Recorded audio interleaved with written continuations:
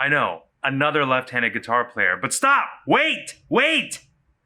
What if I told you this guy started his life as a right-handed guitar player over in Ireland, and due to an accident, converted to playing left-handed?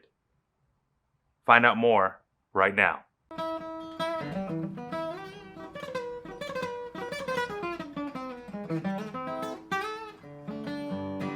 This is Terry Flood, who's actually a right-handed person. And here's Terry Flood around 1976.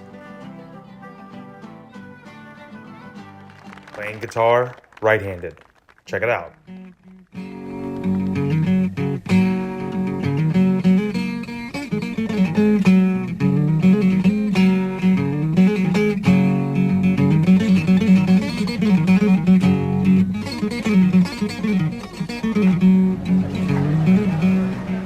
This is Terry Flood today, playing guitar left-handed.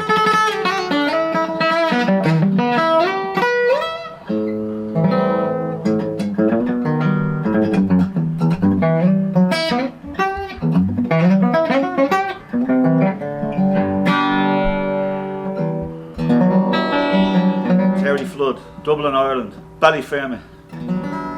How long have you been playing guitar, man? Well, I was playing guitar since I was 10, and I have an older brother, Ben. He taught me. He's a great musician. He's 69 now. He lives in upstate Rochester, New York, and he taught me everything when I was a kid. He was brilliant, because our mother was dead, so he took me under his wing, and he just about did everything that a mother and a father could do as a brother. It was amazing. That's amazing. Jimmy was telling me a very interesting story about you. Said you started out life, you're naturally right-handed, and you were playing guitar right-handed. Yeah. And in Ireland, right? That's right, in Dublin, Ballyfermot. And you were really coming up in the ranks, and then something happened. Is that correct? Yeah. Can you tell us about that, if you don't mind? Yeah, I'll keep it brief because it's a bit protracted. But basically, I fell from a height and I broke the fall on a rock, and dislocated the elbow, broke the hand, and the finger contracted gangrene in the hospital, and it had to come off to save the hand and the arm. Otherwise, it would have been like Rick Allen from Def Leppard, who, by the way, lost his arm around the same time, mid to late 80s, This happened in 87, so I was part of the year, and I was 27, so I almost made the 27 club, but I survived, Wow. Which is, thank you, you know what I mean, to God and all that for that, because I went on to having 3 amazing kids, 2 sons and a daughter and grandchildren. I'm 62 now, and that was 87. I'm still here, and I really learned left-handed because everybody was saying, oh, Django Reinhardt, and everybody was saying, you play great with 3 fingers, and I'd still play great with 3 fingers, but I didn't want to be in the 3-legged race. Yeah. If you get my drift, I wanted to be able to do everything as it was before.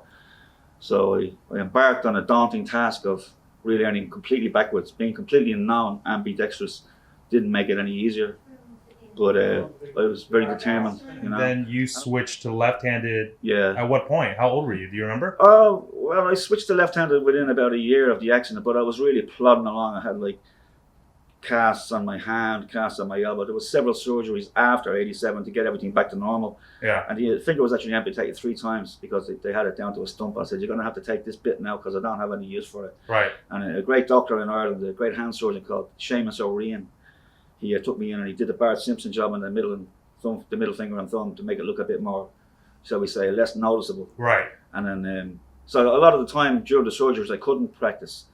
And I basically hired myself as a lead vocalist because I sing as well, Right. So I had a lot of fun jumping around in the leather trousers doing Paul Rodgers and whatnot, It's true what they say, the singer gets the girls, Yeah.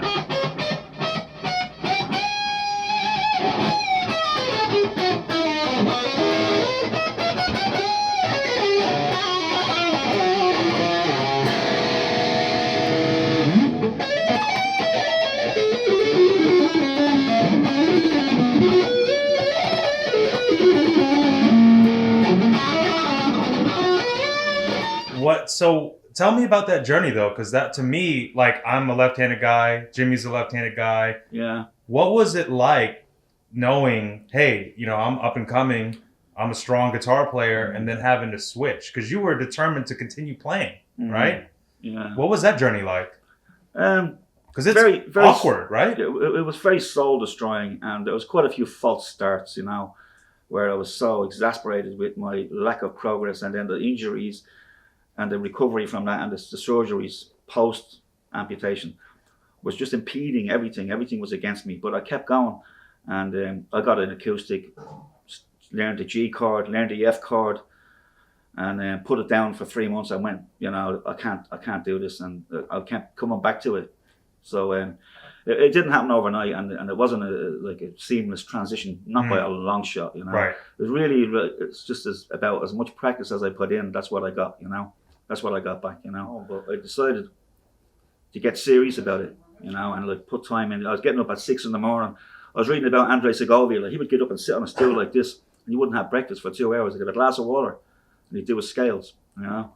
So I started getting a bit more serious about it like that, and I started getting better results. So don't anybody say I'm not in tune, because it's the guitar, it's not me. A bad worker always blames his tools.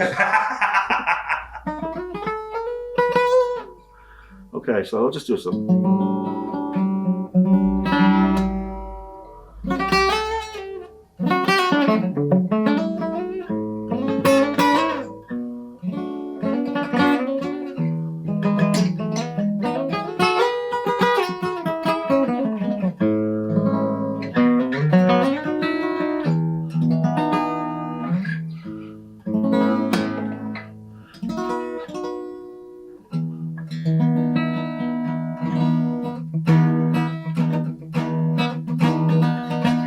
You said you're going to take this Les Paul home. What do you like about this Les Paul? I'm going to get some close-ups here. Well, it's just really pretty much, very much based on what an original Les Paul was like. You know, it's got a fat neck, which I really love, and everything about it. I love the colour, the finish, the cherry, the dark cherry sunburst. The action's set up a bit light for me and a bit low. I use 10s with slightly higher action. It's got 9s and a low action sitting on, so it kind of gets away from me a little bit. But it's just like a great sound, you know. It's a great sound, and it's a lot easier to play than a Strat. You know, the Strat, you have to really fight it if you're using heavy strings. Les Paul kind of plays you, you know. I've got to tell this thing to stop playing me, you know. Thanks for having me, Roy. No, thank you. Up, Barry Fermin, come up. Thank you. Oh, by the way, I want to say one more last word. Yeah. My dear departed friend, Colin Miller, Yeah. who just recently passed away. You love your baby.